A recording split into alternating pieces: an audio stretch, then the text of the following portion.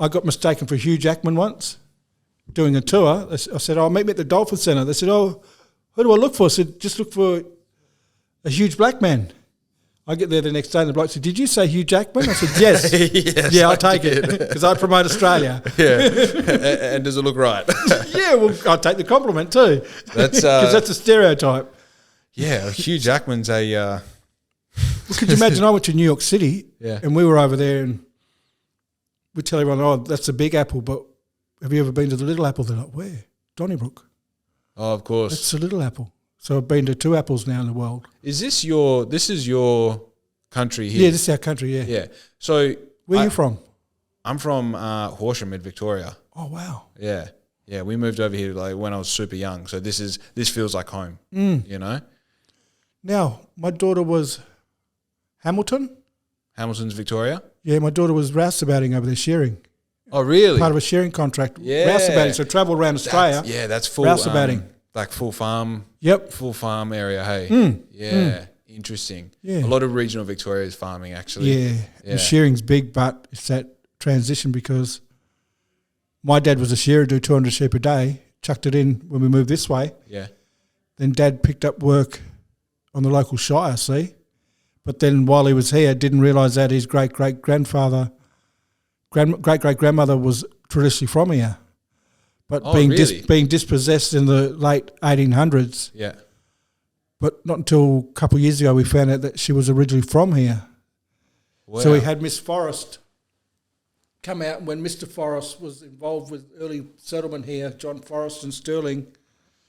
So I've got a photo here of John Forrest, and that's my great-great-grandmother. Wow, really? So it's this story because the first lot of people to come out of here were men. Yeah.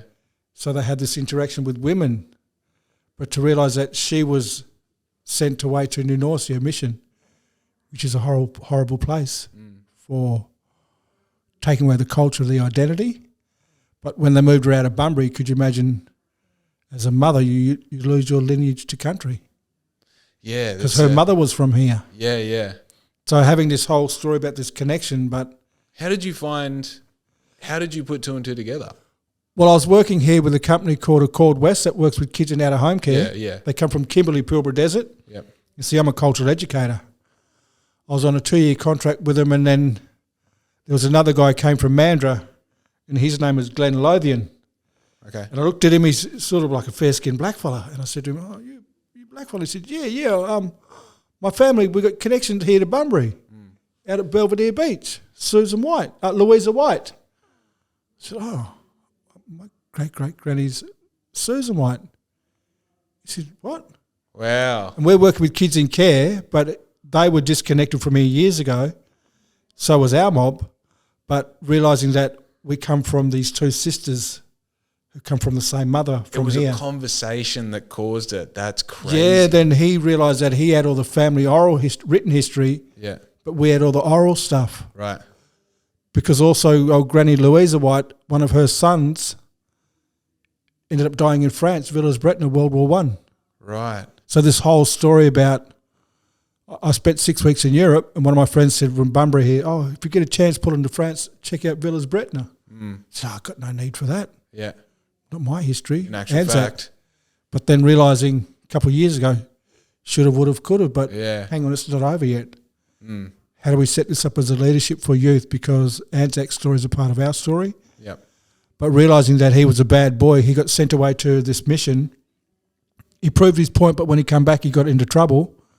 It was either they're going to lock him up, but he filled him for the army, so went to war, but died in France. Tell me, so being sent away to a mission it's not a choice, it's you're going. Yeah, you were going, and see, I was born in 71, born here in Bunbury on a summer holiday, but my mum was stolen, taken twice, but my dad wasn't.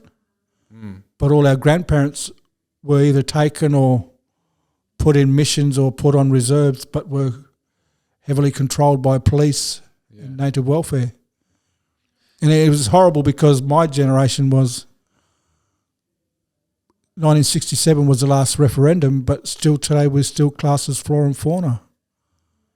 So it's sort of hard when you're trying to put in me as a father, as an international artist, that just happens to be Nyoongar living in Bunbury trying to change the stereotype for us. I just had a very interesting conversation with I didn't actually catch her name. Now I think about it. I spoke with her. She's the one who told you to behave yourself as you went and. Oh, Rhonda. Yeah, Rhonda. Yeah, Rhonda's amazing. Yes. Yeah, I just had a really interesting conversation with Rhonda on mic and then off mic because I felt there were some things. Because we come from that similar background. Family were in the wheat belt, but come this way because of opportunity. See. Yeah. Yeah. It must be such a you feel like a very positive energy and spirit. Yeah, I have to. Right. My dad died when he was 48, but a couple of years ago we found out about all the government issues for stolen wages. My dad used to do 200 sheep a day, but was never paid a full wage. Unreal. So we're yarning now, my siblings, we put in for his stolen wages, but also mum worked for a lot of good Christian families. Yeah, not really. It's just really a title to make people feel better maybe. Yeah, and see, when you look at the referendum, it was all about money and not our intergenerational wealth. But they're not worried about our health, our mental health, because welfare is a white fella's game. Yeah, well, this is what Rhonda and I are talking about. This like merging of cultures, and it's like right now. I mean, I don't want to disregard everything up until before I was born, but you know, trying to actualize as a 32-year-old man, like. Well, see, we do a cross-cultural training, and we go straight into our sessions, and we say, look, we're an old country, 200 plus years, 200-ish, but we don't blame you. You wasn't there. Your parents wasn't there. But when you look at the systems in place, see, my dad was never allowed to own a home. But then we're going, but we're yarning now. Me as an international artist, I could make some good money, but then we're going, well, I don't want to get a house that's 4x2. I want something that's cheaper to live in. So something good to retire in, but off the grid. Yeah, true. So live like a self-funded retiree. What would be your... Might close this door. Yeah. Bit of language there, colourful language.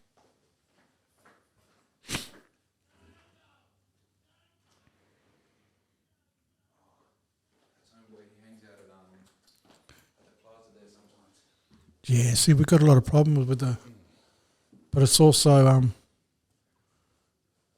our mayor here last year had that thing where he was playing Wiggles for the homeless mob to get rid of them. It's horrible, you know. Yeah. Because homeless housing is horrible, but we're yarning now about intergenerational homes. A lot of the problems in our community just comes from years of dysfunction, welfare that keep putting issues aside. But the biggest thing, we look at our mental health. We're only 3% of the population, but we're the most incarcerated. Right. And I feel like, you know, there's this... I honestly, if I'm honest, I feel like I have to dance around any sort of language that I use because I don't want to offend anyone, and I don't want to sound silly. I just don't want to sound silly, you know. But I feel like there's this like misconception that the culture that, you know, white Europeans created and just continue to propagate is the right way or the best way. Yeah. When in actual fact we have more broken families. I don't have any friends that have parents that are together. Yeah. You know, you have kids growing up in That's fatherless right. homes. Yes. And you wonder like, well, what culture is best if there's a race? And right? And race as in a race for best culture, not race racially. And stereotypes for fathers. Now there's a lot of DV, domestic violence. A lot of fathers could get locked up for trying to make a stable home, but a lot of people forget about the children, but it's also some of the dads, see? Mental health plays a big part on you, but it's also, I come being a single dad for years, but I had that work ethic because my dad said, you can get on Centrelink, but why would you? Because then you've got to fill out a form. Yeah. Then it's that they control you. Yeah. So then I worked 11 years in local government, but I learnt about didgeridoo, storytelling, culture. Yeah. But how I can make money for side hustle. I worked 9 to 5, Monday to Friday. Yeah. Dolly Parton. She was good to look at, but too old for me. But then learning about my side hustle business, art, culture, storytelling, Didge. then realising I could put on different hats. So your like life as a paid artist started from filling in the gaps outside of making money, essentially. Yeah, working 11 years in local government, but before I did this, I learnt about crobbery and dance and storytelling, which now is valuable. And see, when I first started the art gallery in the year 2000, only 1% of Aboriginal art was coming out of Western Australia. Only 1% in the year 2000. And Western Australia is like but it just shows you that only point something was coming out of Nyoongar country, but they were all run by non-Indigenous galleries. Yeah. So Aboriginal art is a white man's game. Interesting. Well, it's the channel that is like it's a channel of measuring it. Yes. Right. So it's like to be recognised, it has to go through this filter of it's in that. It's like I know Matt Lewis has a lot of connections through Margaret River, but years ago when I started the art gallery, we went to Holmes of Court Galleries down at one of the wineries. Yeah. And I said, "Gee, how do I get one of my artworks here?" They said, "Oh, if you got her to buy one of your paintings, everyone else will want one." So then all of a sudden, if you make that right painting, so I've been painting for years. Yeah. So imagine if I sell the right one to the right person. Yeah. Then everyone would want one. Yeah. Yeah, it's a game, right? So as artists, we're forever waiting for that dream, but we still don't have no collateral to build our business. So you have to build your business up to get to that dream, see? Yeah. If you don't have no business backing no sense because they thought business is a white fella's game. This is the thing. This is where I'm trying to like find where the two join, right? Because you go, I'm trying to build like value. Yes. I'm trying to build recognition and like almost like authority in the space. So you can be like, you want to be classed as an artist in this space. Yep. At the same time, the space is a white man's space. Yeah. Now I've just done 10 years of tourism. Aboriginal art is $1 million industry. White tourism is $1 billion industry. So Aboriginal tourism. Right. But also, what do we get down the southwest? Because West Australia is because when I started tourism, someone said, "Why do you want to do tourism, Troy?" I said, "Why not? You don't have to go up to Broome. You don't have to go. You could do a tour here." Yeah. So I started walking tours, but I really wanted a boat tour, 4-wheel drives. I wanted helicopters. I wanted jet skis. Yeah, of course. Because I was a dreamer. Oh, that's cost a lot of money. I said, "Yeah, but if a white fellow do a business plan, he'll get it straight away. I have to build up my business for years to make this shit work." Yeah. And see, my side hustle is, I've got an old Kingsford, I've got a VS Statesman, just put $7,000 in the motor gearbox. Let's go. I've got a V-dub convertible. Yeah. So you could get in a tour with me. Which car you want to drive in? Yeah. Do you want to listen to AC/DC or Yotha Yindi? Interesting. But you get on a real tour. It's not a big flash Toyota. Yeah. You go in these old cars that I've built myself. Almost the character you can tinker with hands. Yeah. And they're not electric. Yeah. And the smell of the car and and you got a leather seat, but also the convertible 68 convertible and V-dub. Yeah. You could take the top down. Bang. Dude. I think it sounds like you've got a really like open mind to like, all right, what's the opportunities? Yeah. And then once I know what those opportunities are, how do I actualize them into the thing that is valuable to me? Because we're opportunists. We come from I watch people make money, but it's also how do I make it? And we come off the era now where today's world, I was explaining to someone when I was young in the 70s, 80s, the saying was we had to keep up with the Joneses. Now we're dealing with the Kardashian world. Yeah. They're too quick for us. It's impossible. And it's all about likes, and if they don't think, they whinge and complain. But they use their well-being shit to play with our head. But it's also welfareism. Nah, hang on. Sometimes you've got to pick up and do it yourself. How are you balancing that?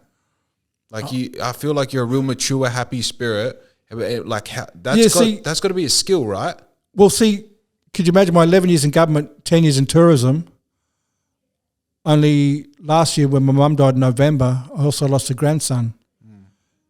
So I've tried to have time off, but if I don't work, I don't pay the rent. Yeah. But also now, since I've worked my gallery space, I'm doing a timeline at the art gallery for 25 years of history. Yeah. The gallery was built up when I first started there. I did the first 11 years, but every year was a 12-month contract. So I recruited no long service, but I loved the job because I got to go to Malaysia, Fiji, New York City, Paris, London, China. Is this all just to At an art gallery because we were promoting Nyoongar art, so they sent me. Wow. Because then I got a passport. Let's just send Troy because, where you come from? Bunbury. Oh, crocodile. Any crocs there? No. Yeah. Crocodile Dundee, Ernie Dingo? Well, there's no crocs in the Collie River. And Ernie Dingo, he's from Mullawar because we know him. He taught me how to play the didgeridoo. He taught me how to play the kangaroo.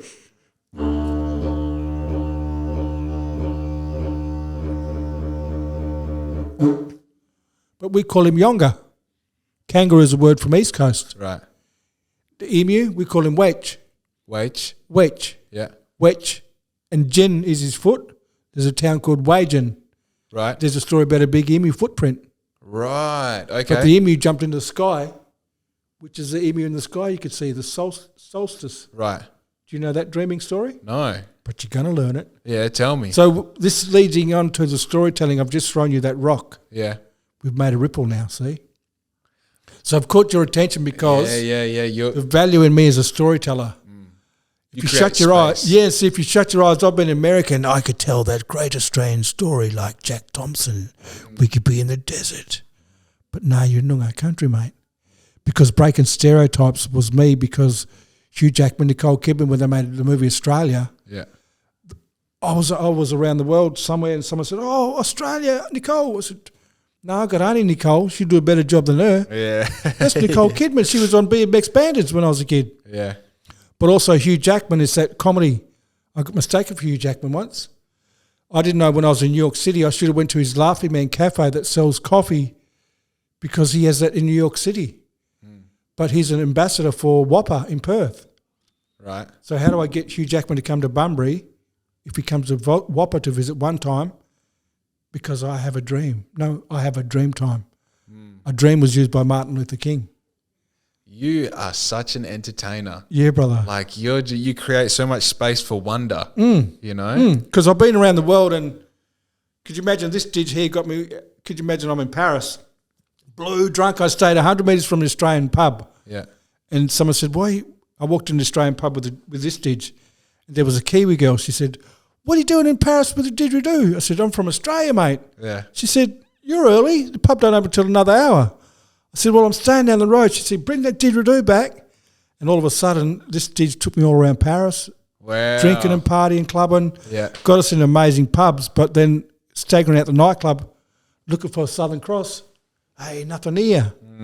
So you're lost in country because you're used to this looking up, coming out night time. Yeah. But then I walked past Notre Dame because I watched The Hunchback of Notre Dame as a cartoon and went, oh, hang on.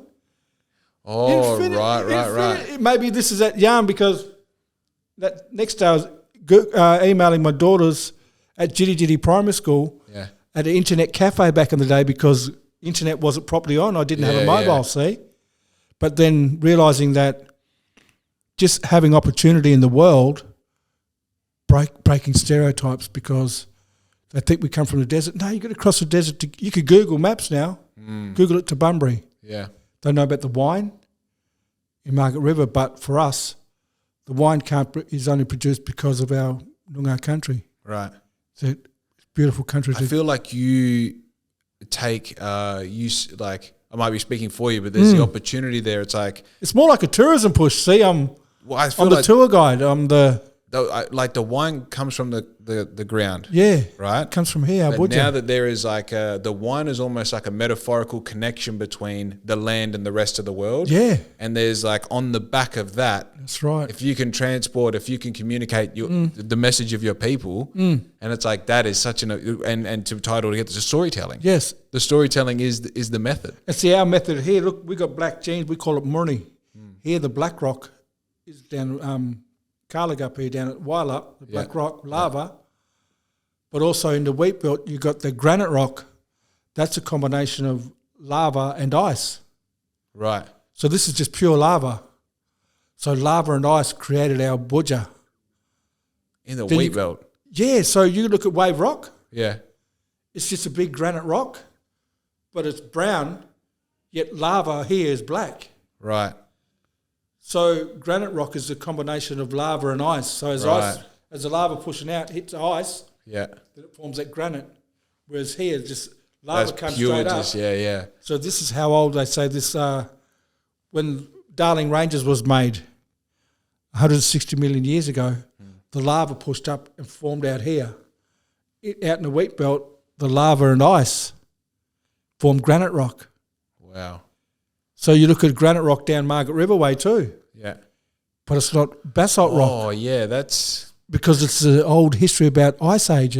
Right. But hang on, we got stories of this. What's the original story? Here we got a story where the sun rose from the north and set in the south. It's called the Great Shake. Rivers have changed. Our mob talked of they couldn't breathe for a long time. When all the air cleared, the ocean had moved. But we got stories of that. Couldn't breathe because of dust? The dust and the sediment in the air. Right. Also went dark because of the cover of the sun. Right. And was this a long period of time? Yeah. Like huge? Yes. But then all of a sudden the sun rose from the east, set in the west. So it's this story about a great shake because down south you've got two rivers. In the middle of the river was a big campsite. The river's busted and the waters from both rivers ended up on top of this campsite. Right. Which is now called Lake Jasper. Right. Anthropology, archaeology mob go there and you get in a suit and you go under and it's like all the dust sediment settled, but the campsite is still there. Is still there. Wow. But it's a freshwater lake. But it was about two rivers breaking. So all these stories about earth changing movement, so there were gullies there, but all of a sudden there was a hill there. Yeah. Because of lava sediment. You go south of Margaret River, Mount Franklin through there, it's all lava country again.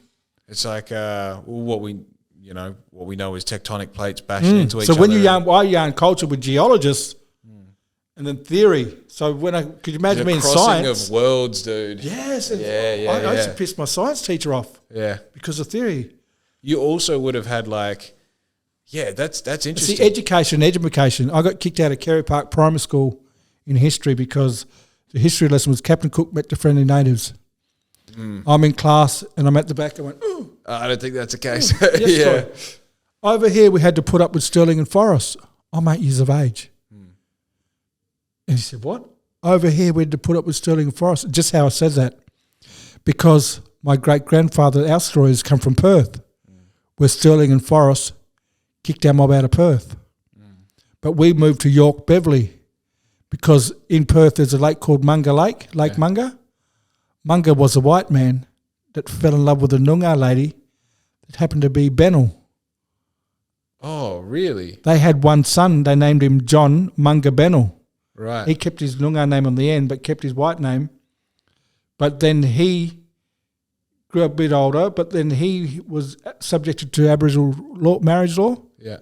He had two wives, one north of the river, one south of the river. Tell me about... all linked into Kings Park. Aboriginal marriage law. Tell me about that. Well, marriage law was a big thing because you're not going to give your daughter to someone that's just going to... So it's like he's done his apprenticeship.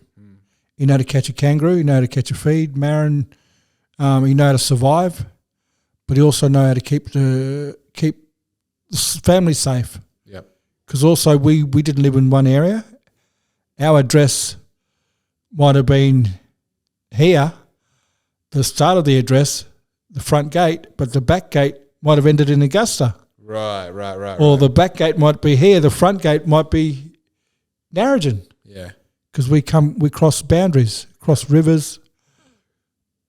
Because also then it's like, see where you're there and the chord here, that first chord could be one river, this other chord here could be another river, but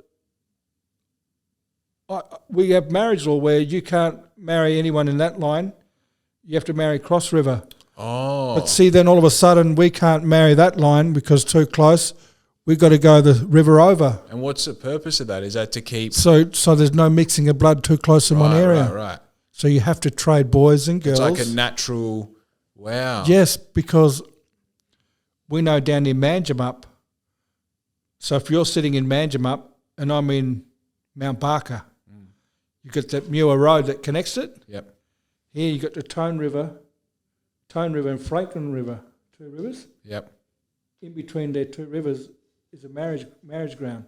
Right. But also Crobbery ground, where they were yarning between Southwest mob marrying the Great Southern. Right.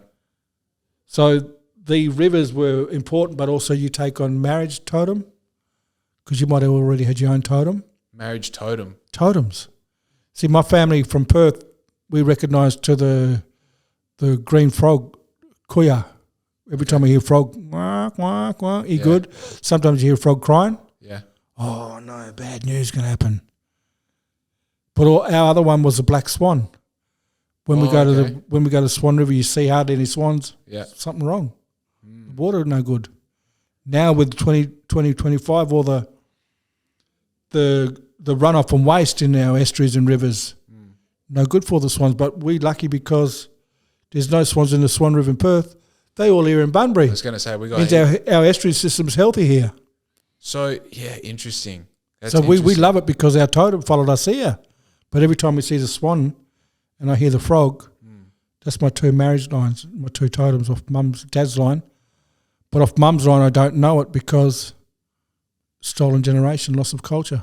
Right. And, of course, with the stolen generation, the information collection and passing down, they get severed. So then, is it... So the totem... But it's also the stereotype of men. Rottnest was a prison for men for 100 years. Okay. So could you imagine taking men out of the community, just left women, mothers, girls, boys. Yeah. So there was no men to stand up for our women. Right.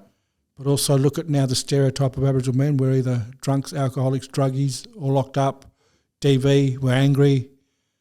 But hang on, they took out the fatherness. Yeah, yeah. And we don't paint blue trees if we go off. That's a white fella thing. Yeah, what's a blue tree thing? It's for mental health for white fellas because of welfare. They get money off it. Really? To make them feel good. It never made sense to me. I don't know anything welfare about it. is an industry where they benefit off people's sorry business, but us countrymen, we don't paint blue trees. So could you imagine I drove all the way out to the wheat belt and there's blue trees everywhere for my mum. I had to ring that company and ask them, why are you painting blue trees? My mum's a Nyoongar elder. She said, leave them dead trees alone. Because them trees, when they die, they go back into the ground. And why is the bloody farmer painting it blue for his mental health? Tell him to get over that shit. And paint that pole, all the fences that stress him out. Yeah, paint that bloody fence post, the bastard. The earth, yeah. And paint that power pole at the front of his house that's give him power so he ring for money. Because blue trees is a mental health thing because they keep telling us to get over it. Because they benefit off welfare for money to create business for them. That's yeah. See, my government work, but also my dad worked with ATSIC, where we controlled all our funds.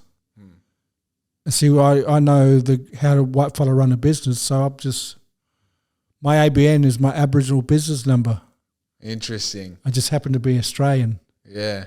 Very interesting. So that gift of the Gabras. Yeah, of course. Using that to... And also that opportunity mindset. And keeping... So I'm not better than you. I'm trying to keep us at this level to educate you because education didn't teach you. Yeah, of course. A lot of this shit. Dude, I grew up in the Kimberley and Pilbara. I have nothing to tell you that I learnt about it. I know that there was... Dude, we got separated. 100%. Most of my class when I was living in Port Hedland especially, I was one of 3 white kids. And we got separated out of the room when there was Aboriginal education. And did you know them mob get royalties and we don't? You know about the 26 parallel? No. So it's like you're West Australia, I'm East Coast. Canberra's a purse. Right. Now this is when, because the state capital used to be Melbourne, south of the border. Yeah. But what they did, they moved, because the royalty system goes directly in line with Canberra. There's a line go right across Australia. It's called the 26 parallel. Okay. It's like they did. So south of the parallel, welfare is packed. Up there in the north of the 26 parallel, they get royalties. Royalties is different. Yep. So all them companies pay royalties to the countrymen. They live on country. Right. They get native titles through mining industry, pastoral leasing. every company pays tourism royalties for years, whereas government made a decision in the 1900s that down here south of the 26th parallel, we're not giving them buggers royalties because they're not full blackfellows. Really? But where all the money sits in our country, south of that 26th parallel. But everyone invests into the top end. Right. So see, so the money stays south, but up north of that, all the money puts into communities. Like the other day, I was working with a kid from Jigalong, from Derby. He said, when I turn 18, Uncle Troy, I'm getting $40,000. I said, really? But I was young with his grandfather. They have an obligation to give him, but he's not going to get it. Right. So, but that little fellow said to me, Uncle, you got 4 daughters. When you receive your royalties? I said, we don't get it, son. That's bullshit, Uncle. But also, a lot of them kids up there get an opportunity to come down to private schools down here in Perth, in our country. Yeah. But Nyoongars don't. I received a $3 check to stay in school from government. A $3 check. A $3 check every fortnight. My Aussie friends didn't get it. But if I didn't go to school, my mum and dad would have welfare on their back. Yeah. So the $3 was incentive to keep me in school. Yeah. So, but my friends didn't get it, my white friends. That's bizarre. Because of the retention rate to keep us in school was horrible back then. Now we have academies and foundations run by not-for-profit groups that benefit off our sorry business, our youth, sporting academies, but we're not sporting athletes. When you don't become an athlete, what do you get? Well, the money gets pushed aside. What about teaching your kids to be storytellers? You mentioned before about the value of being a young Aboriginal man, learning how to hunt, provide, protect. Yes. You talk to me a little bit more about that and what that meant. Our culture is big because other day I got a step grandson. He turned 11, and he thinks he's a teenager. I said, no, you're not. You're not 13. Yeah. I said, but Braxy, the white world, as soon as you turn 13, you're supposed to be growing up because you've got hair in strange places, lumps and bumps. I said, but when I turned 10, I was single digits, 1, 2, 3, 4, 5, 6, 7, 8, 9, single. As soon as I turned 10, me and my brother, my grandfather taught us how to skin a kangaroo. How to catch him first, but how to skin him and gut him. Yep. And we brought the meat back to our mum.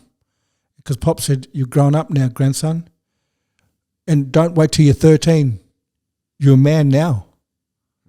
So why wait till you're 13 to become a teenager when you've already become double digits? So our learning started earlier.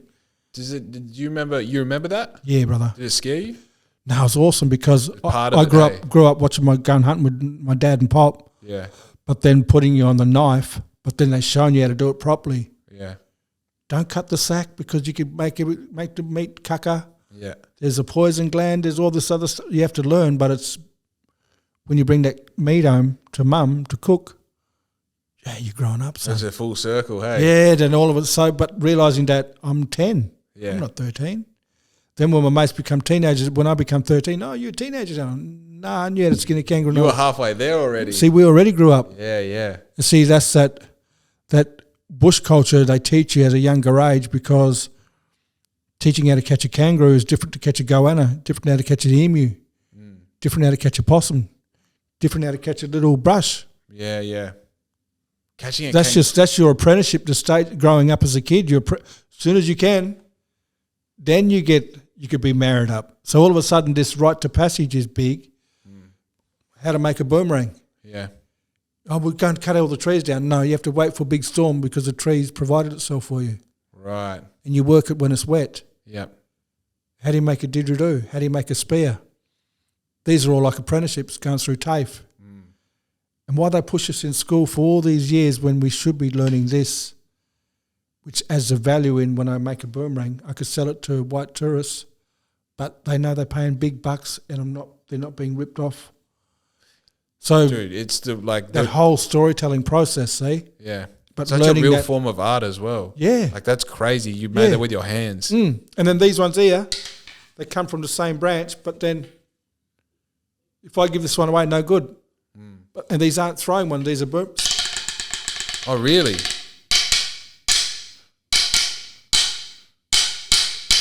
I'll sing my favourite song. Ready? Okay. We are Geelong, the greatest team of all. We are Geelong, yeah, the Cats. Dude. What's the difference between a throwing boomerang and musical boomerang? Well, this one for music and storytelling. Notice how I got their attention out there? Dude, it's almost like a piercing. That's and when crazy. you hit them, yeah.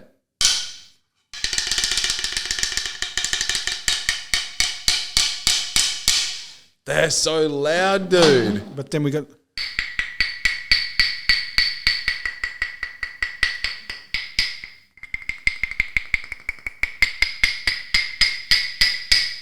When was the last time tapping stick rhythm here, see? Right here used to be big ceremony grounds too. That whole storytelling, see?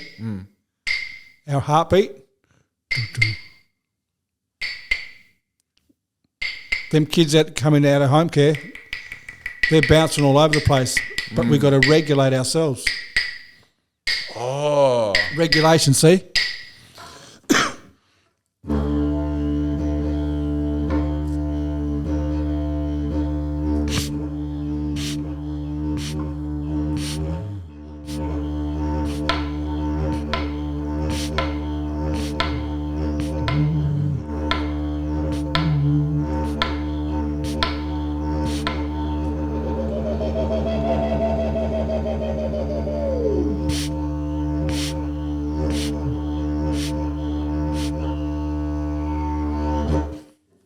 Circular breathing, then get in it. You can get the trance and breathe. You can play it forever. That's such a... You know, I'll tell you something. I do a lot of like technical computer work. Yes. Right? And you know, there's this thing that you get, you hit a certain like wavelength. The frequency. And the biggest thing I struggle with is that I can't have no noise, but I can only have particular noise. And you know, the only thing that I can listen to that really like flattens me out is the sound of recordings underwater. Because it's consistent, but it's different. Consistent, but different. Same as a didge. I was saying to Matt Lewis, I had a didge at home, real deeper tone, and I was choosing between this one and that one. But so I was actually going to, before I come here, go to Bunnings to get 2 PVC pipes to make a slide didge. Oh, yeah? Because then you could, instead of carrying 6 didges, you can achieve it with the... So then the notes... And then some of that's into this sound tech. Matt Lewis will go, oh, what key is it in? Yeah. Oh, it's a G. Oh, yeah. Oh, okay. Because I don't know notes. I just know what. You just know it sounds good. Yes. Wow. See, I've jammed around the world by rocking up in pubs and bars with a didge. Oh, someone with a guitar and a drum. Yeah. We could tour the world. Why are we sitting here? But that's people that know percussion, see? Yeah. 1, 2, 3, 4. 1, 2, 3, 4. It's flow though. It's flow, you know. Flow and see rhythm. People that got rhythm, but also I know about mental health and well-being. I played didge for people, and someone said to me, "Oh, you know, you should be one of the top paid therapists." I went, "What for?" Because your message that you do and your calm voice, but it's this regulation. That keeps coming back to me, the regulation part of it. Like that's right, see? And the fact that, like, the way you said it before, like, it's like it grabs you. The sound grabs you, you know? And it's like that, such like, all right, it's high frequency, and then it just, like, levels you and, like, locks you in. And, like, immediately I was like... Well, one tune I love playing is this one.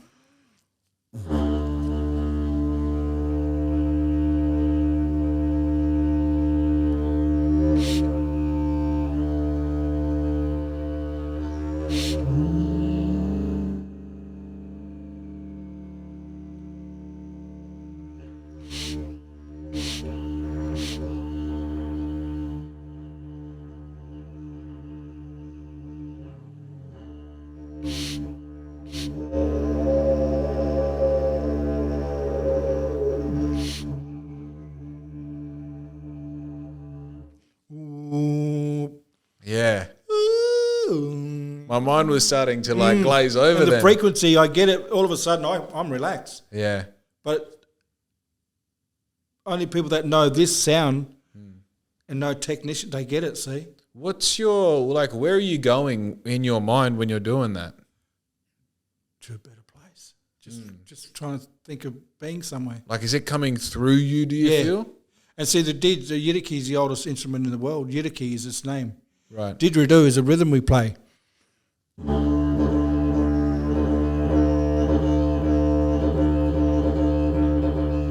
Didgeridoo, didgeridoo. Someone said, "Oh, that's a didgeridoo." No, it's a didgeridoo. But see, yidaki is the oldest instrument in the world. Right. But before the yidaki come along, the other one was this one. Right. But before they made sticks, before they made that, regulation heartbeat. Interesting. I could be stressed out, and some days I could be stressed out as a father of four, but also sometimes I get home and you see on TV news and you could hear your heartbeat because you stress for stuff, you worry as a grandfather. Yeah. My grandkids are born into this world. With the war and all this other stuff, sometimes you lay back and you can feel your heartbeat, you stress. Yeah. But then sometimes you could control it. So I get back on the didge. Yeah. And then all of a sudden that circular breathing, it becomes rhythmic.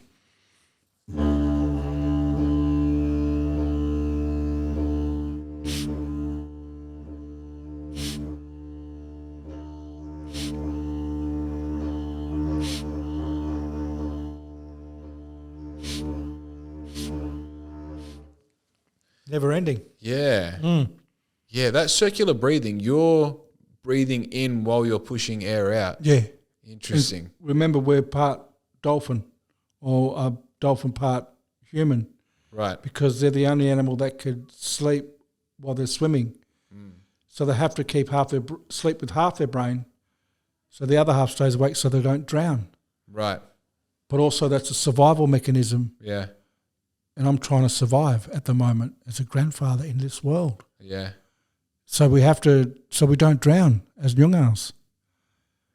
Your like, I feel like your connection to, how do I explain this? I feel like you have such a, like what I would describe as spiritual connection to not just like, obviously the land, that goes without saying, but I feel like you have a spiritual connection to your whole existence.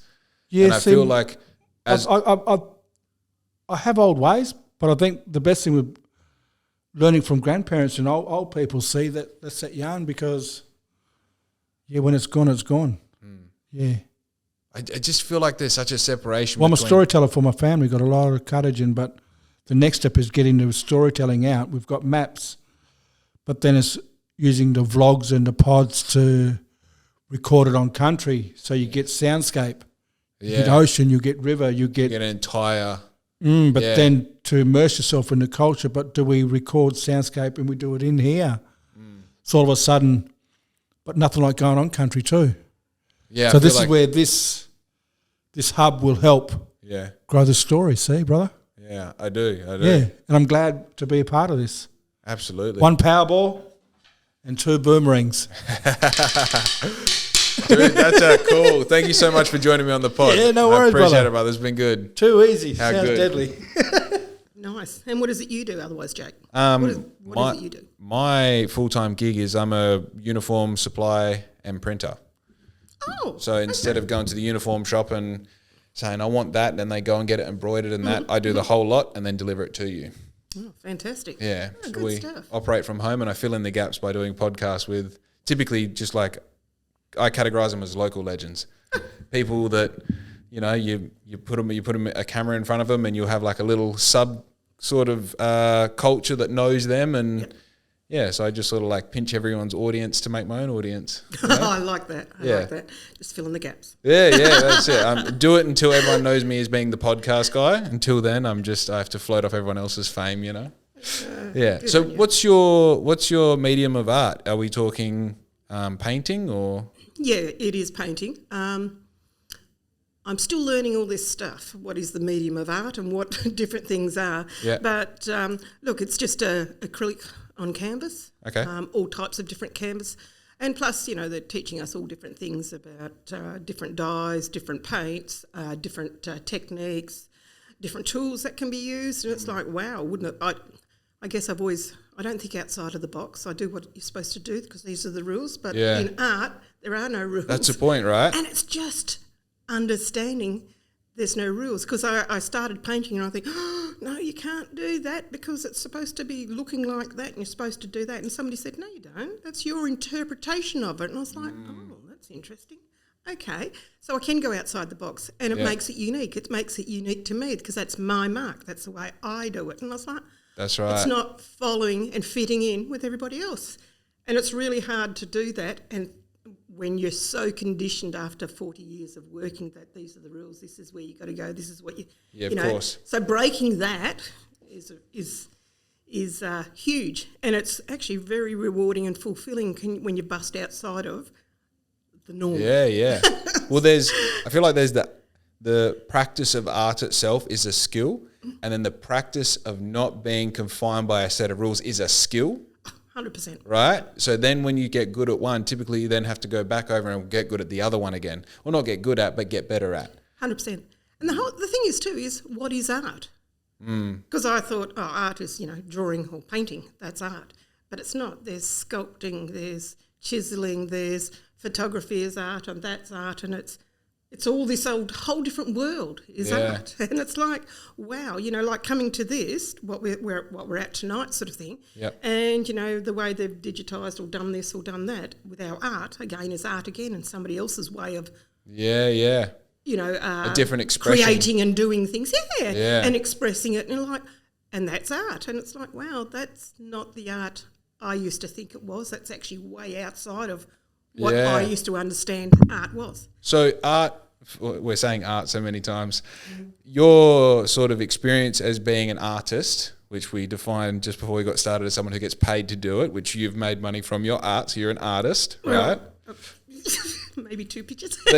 Artist, nonetheless. I still hard to come to grips with that word, but anyway, yes. But this is, it feels very recent.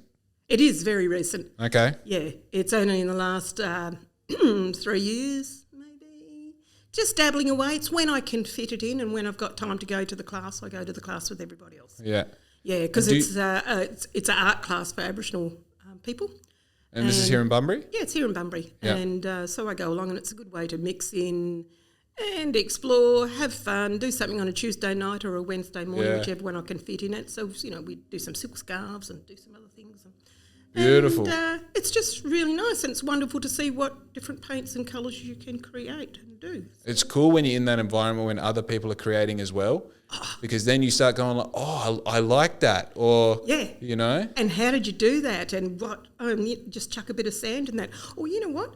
When you've got all this paint all mixed there and pouring all the way and it's going all over the place, grab a hairdryer and blow it and look what it does. And then chuck some salt on it and look what the salt does to it. It's like... sucks it up and does all this pattern on it. You're like, wow. Interesting. Yeah, it is. It's so how much, and I know nothing. I grew up in Kimberley and Pilbara up until I was about 10, so I have a very peripheral, vague knowledge of Aboriginal art. Talk to me about how colours are established, because there's a lot of mixing with different natural elements. Yeah, that's more traditional paints, developing ochres and all that sort of stuff. I don't know anything about that. I haven't gone down that track. I would like to learn that sort of stuff. Yep. And I guess that's something, hopefully in the pipeline, we'll get to learn soon. Because sometimes some of that is, some people around here do it through whether it's grating or breaking down of certain sands and mixing stuff. Troy will know that. And he does a lot of that with the ochres and that. And if you go up north, we might get certain artists or people up there to show us how you do that, how you get that paint and the different shades and whatever. Is it very there'll be different methods from area to area? Yeah, it depends on what they use to get those colours and how they do it, and the different sands, I guess, and the different, different seeds, different bushes or whatever that gives that dye, or gums, some people will use. Right. It just depends, Yeah. I feel like it's one of those... It's funny because I feel like it's I'm on the other side. What do you call it when the pendulum swings? I feel like I'm on the other side where I look for such conventional, already established, let's say colours to give it a topic.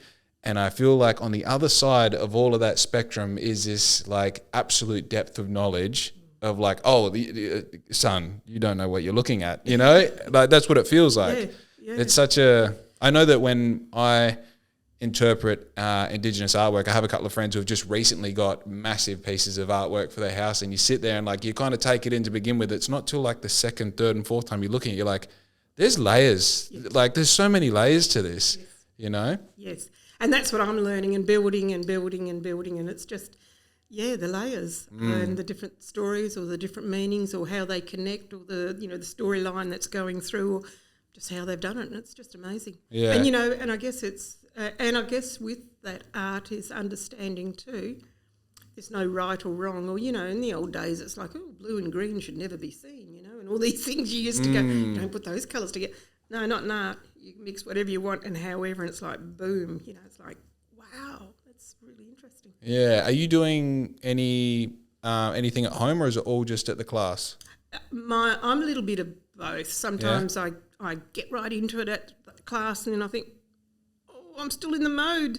Let me take it home, and I've got some stuff at home and I'll dabble a bit more, because otherwise I find a week later it's almost like you've lost your train of what you're doing and the colour, and it's that's all. It's a bit different. That's what I want to ask you about. That mode is almost like it's sometimes unpredictable. Like you can definitely fathom it when you're with other artists. You're like, oh yeah, this is cool. We're doing something. Yeah. But also sometimes it's Wednesday afternoon and you're like, oh, I want to write. I want to do this. Yes, you're in that mode and you just want to keep rolling while it's there. Because when you walk away and you get cold on it and whatever, it's just hard to get back into that whole vibe of what you were doing, So that's where I never used to take it home. Used to just do it there, and then it's just got to, I want to continue what I'm doing while I'm in that mode, while it's happening. It's like keep it flowing. The juices are flowing now. It's interesting, hey? Yeah. It's like I don't want to get too woo-woo with it, but it's almost like a vibrational thing, I feel. Yes. Because I'm 5 years into business. The first 3.5 years, I did things when they felt right. I was very intuitive, and it's like I'm going to really hone in on this part of my business today or this hour or this week. I've actually just finished like a big month of honing in on this one particular part of my business. But I've learned that in the past 1.5 years, I've actually had to get good at disregarding my emotional state about the thing that I have to accomplish and power through it. And if in the morning, like I've got a routine I do when I wake up, I do A, B, C, D. Even if you don't feel like it, you do it. Yes. And then by the time it's Wednesday and Thursday and you wake up and you don't feel, I don't do this, it doesn't matter. The routine is there.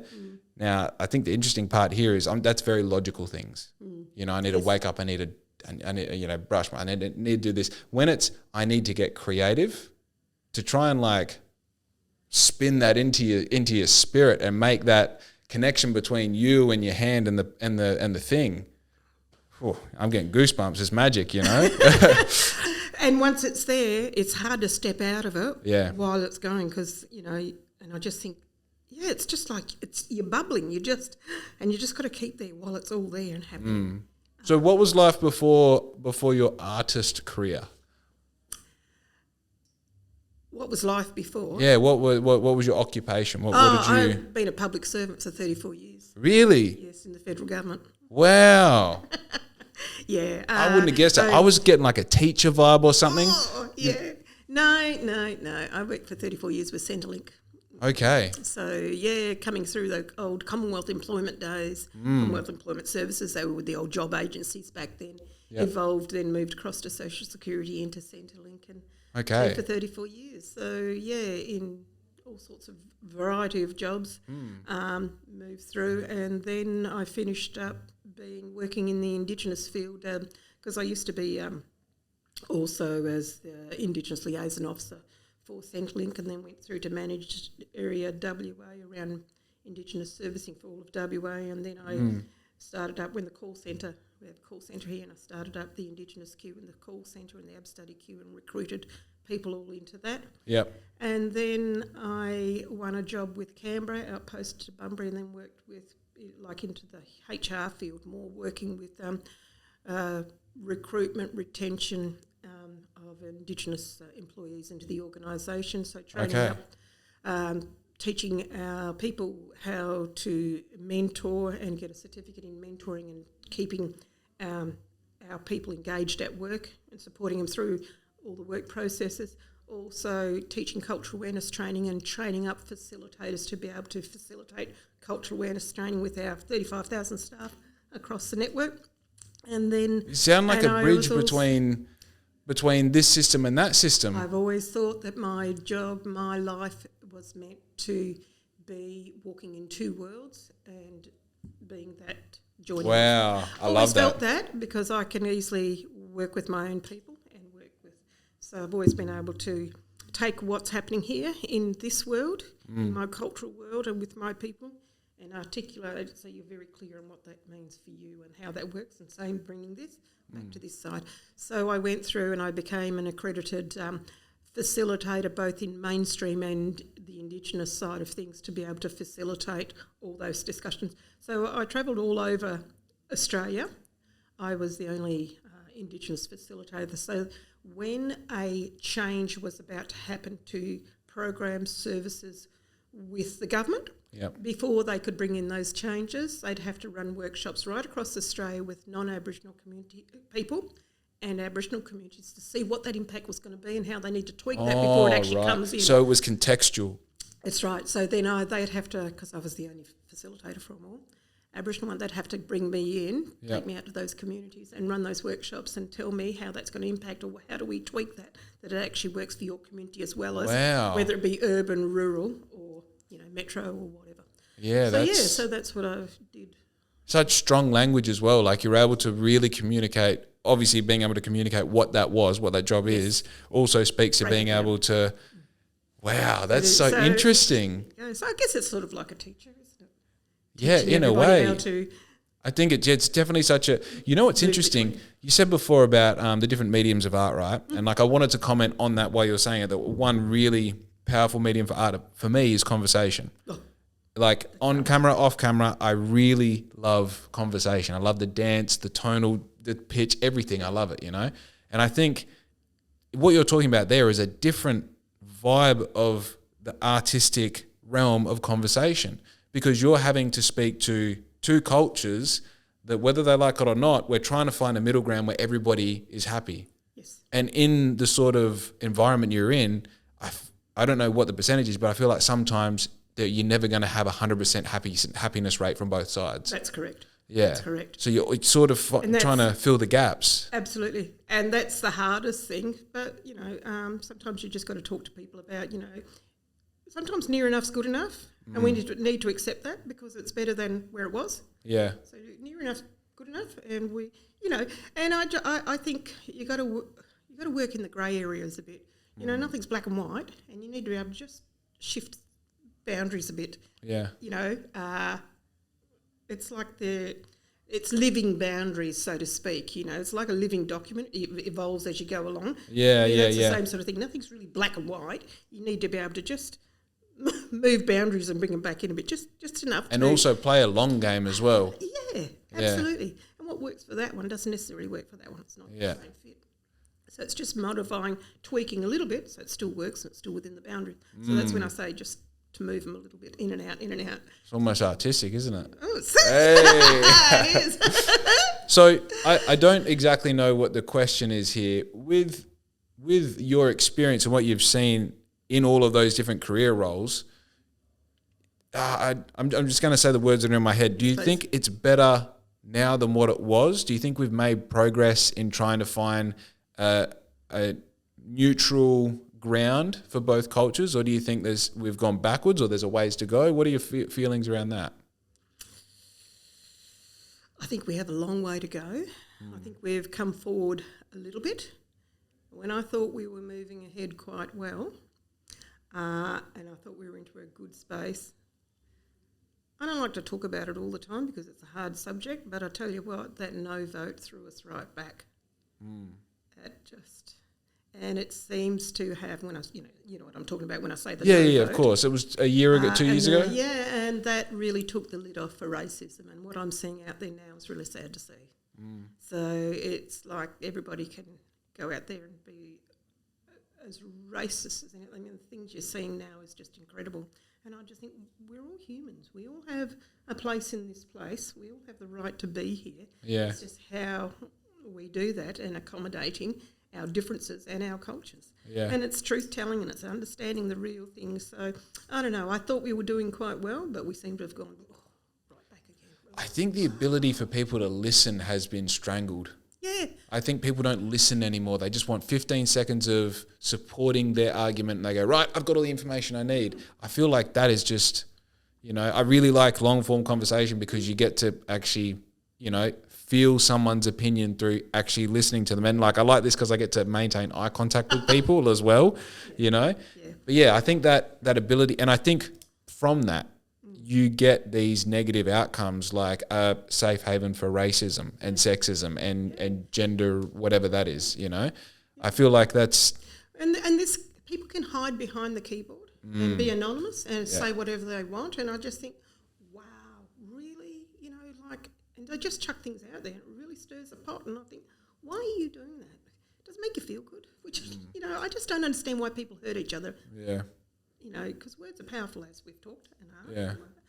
And it just really worries me. You know, it's like this welcome to country and the people are going off about welcome to country. What people don't understand is we're not talking about welcome to Australia. That's not country for us. Country is all these little breakdowns of, you know, what have we got, 550 countries across Australia, Aboriginal ways. So you've got Wadandi country, you've got Wajak country. This is all in Nyoongar Nation. Yeah.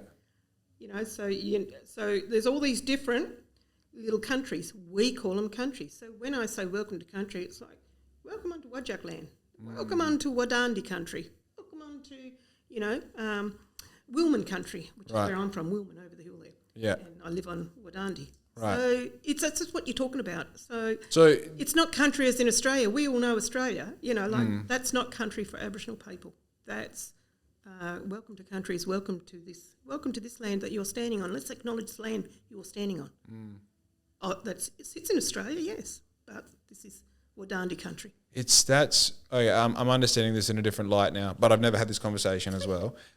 So that's a acknowledgement of the space within it's like the acknowledgement of how your culture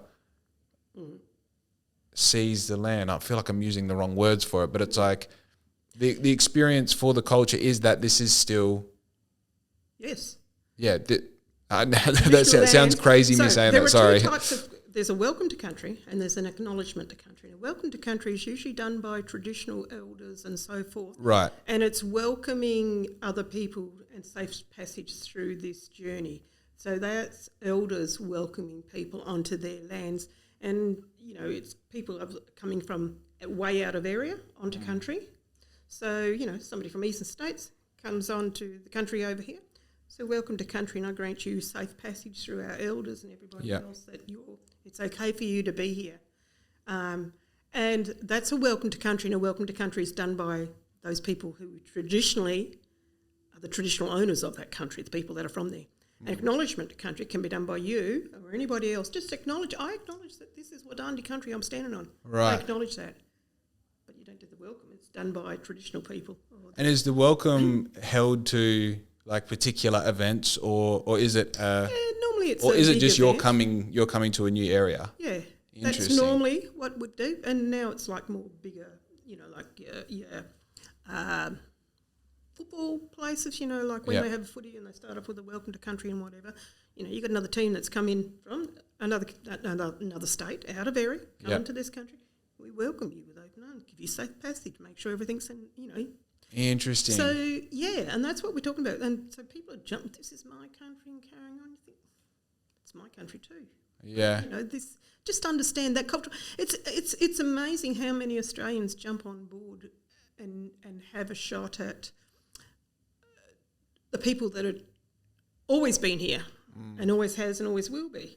You know, the first people of this land. But Australia doesn't acknowledge its own country and the truth-telling of it, yet we acknowledge every other culture that seems to come here, you know, and that's all good and well, and we're welcome into it. But, by God, do you realise you've got the oldest living culture in the world living here and you don't acknowledge it? Yeah. I know as an adult I've had to unwind a lot of organic racism that you don't question because you're a human, you're a child, you're growing up, you are the product of what's around you, you know? Yes. And then, you know, as you have more of these conversations, and again, it goes back to what I'm saying, just listening. And then I mean, I'm having a realizing moment right now going, okay, I understand the context where this fits into it, because up until this point, I'm hearing a lot about why people don't want it. And that was my only exposure to the topic. Yes. You know? And that's why, you know, when a lot of this all happens, I just say, you know, I'm here. Just come and talk to me. Let's have a conversation. Yeah. I'm happy to help you understand.